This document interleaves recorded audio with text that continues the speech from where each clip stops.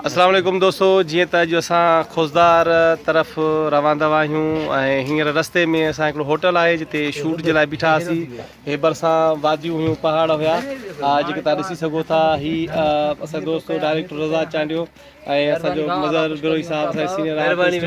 हीअ असां हिते स्टे जे लाइ बीठा आहियूं त चांहि पीअंदासीं हिन होटल ते। ऐं चांहि तव्हांखे मां ॾेखारे सघां थो, एक खूबसूरत होटल तव्हां ॾिसी सघो था। हीअ हुन हाईवेज़ ते ठहियलु आहे।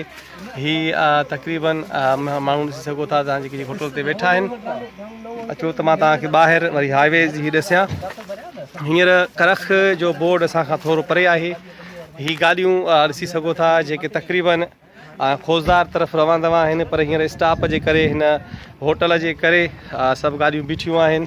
हीअ असांजी टीम सॼी बीठी आहे जेका शूट जे लाइ असांजी गाॾी हे ॾिसी सघो था। नूर नबी हींअर ही नूर नबी साहब रिकॉर्डिंग थो करे। असांजी सिंध जो ख़ूबसूरत अदाकारा ड्राइविंग करे रही आहे। पंहिंजो छोकिरी गाॾी सिखी रही आहे। ईअं ख़्यालु कयो पहाड़ जी छोकिरी, ईअं त मुल्क रही थी वञे। हा बाबा परे था थियूं, हे सभु दोस्त परेशान थी विया आहिनि असांजा। हे जेके ड्राइवर आहिनि चवनि था बाबा परे थी। हा साईं, हे दोस्तो ही ॾिसो था पहाड़ असांजे पस मंज़र में तमामु ख़ूबसूरत बलोचिस्तान जा जबल ऐं ही आबशार तव्हां ॾिसी सघो था जेके वही रहिया आहिनि। ख़ूबसूरत आबशार। ही जबल, हिन गाॾी जो टायर पंचर थी वियो आहे, वीचारो परेशान बीठो आहे ड्राइवर जेको गाॾी ठाहे थो। ही स्टाफ कनि था गाॾी वारा जेके स्टे आहे। ही ॾिसो पहाड़। हींअर करख असां खां 65 किलोमीटर परे आहे, छो त हे कैमरा मुंहिंजी सेल्फी आहे, अॻियां कैमरा आहे, त इन करे उबतो नज़र ईंदो। पर 65 ऐं खोजदार 139 किलोमीटर असां खां परे आहे। ही ॾिसो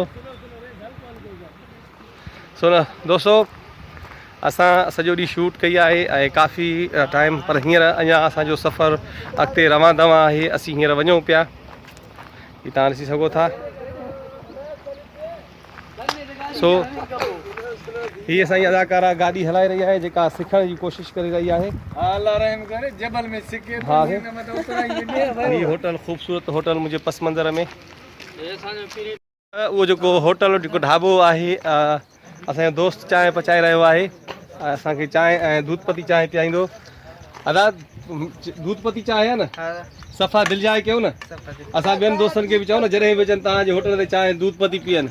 दोस्तो हे असांजा दोस्त आहिनि जेके चांहि ठाहे रहिया आहिनि, हिन होटल जा मालिक आहिनि ऐं दूध पती चांहि पीअ रहिया आहिनि। ऐं असांखे वाइदो कंदा जेके बि तव्हांजा अॻिते दोस्त मुसाफ़िर हिते ईंदा उन्हनि खे असां दूध पती चांहि पीआईंदा आहियूं ऐं बहितरीनु चांहि पीआरींदा आहियूं।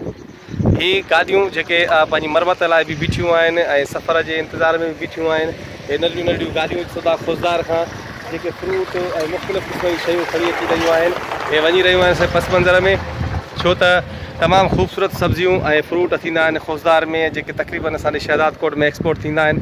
ऐं हीअ नंढड़ी कैबिन तव्हां ॾिसो था, हिन ते खे चवंदासीं असांखे बिस्कुट बि खाराए। बाबा चांहि सां बिस्कुट बि साईं खाराए न। हे घणे जो बिस्कुट आहे? 80 रुपया। हुननि खे कहिड़ा बिस्कुट न आहे? ॿिया जेके असांजा दोस्त हुया चल पोइ इहो खाराए न असांखे 80 वारो। अदा हे खाईंदव मज़र मज़र हे खाईंदव बिस्कुट वठी अचोसि या ॿिया वठोसि। अदा हो तव्हांखे पैसा ॾियोसि था, ठीकु आहे। हे दोस्त असांखे बिस्कुट ॾिनो आहे। नालो छा अथव दादा? आसिफ ज़ात जो केरु आहे दादा? मरी। वाह वाह वाह, हे महिनती नौजवान आहे जेको पंहिंजी हिन रोज़ी रिज़्क़ करे थो अहिड़े पहाड़नि में ऐं बहितरीनु अदा बहितरीनु।